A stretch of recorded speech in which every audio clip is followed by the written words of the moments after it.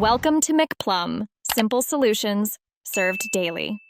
In this video, I will explain how to make quark soup. First, gather your ingredients: fresh quark, a good quality broth, and some basic seasonings. This unique recipe focuses on creating a smooth, rich texture and balanced flavor that truly highlights the quark. We'll walk through each step to ensure your soup is perfect, from gentle heating to the final garnish. Get ready to enjoy a truly satisfying meal. To begin, let's prepare our core ingredients. You'll need 250 grams of creamy, full-fat quark, which is key for the soup's texture.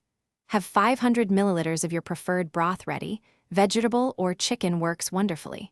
Finely chop 1 small onion and 2 cloves of garlic. These aromatics will build a foundational flavor for our delicious quark soup. A tablespoon of butter or oil will also be needed for sautéing. Now let's get cooking. In a medium pot, melt 1 tablespoon of butter over medium heat. Add your finely chopped onion and garlic, sautéing them until translucent, about 3 minutes.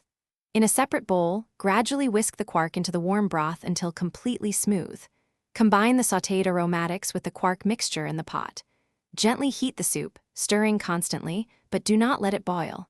Boiling can cause the quark to curdle, so keep the heat low. Season with salt and pepper to your liking. For the perfect finish, garnish your hot quark soup with a sprinkle of fresh dill or chives. These herbs add a lovely pop of color and a fresh, aromatic touch. Serve your delicious soup immediately with some warm, crusty bread for dipping. It's truly a comforting and satisfying meal. And hey, if you're looking to make meal prep a breeze, check out the link in the description for some fantastic leak-proof containers and other great deals. They're perfect for keeping your leftovers fresh and organized throughout the week. Thanks for watching. Stay juicy and subscribe.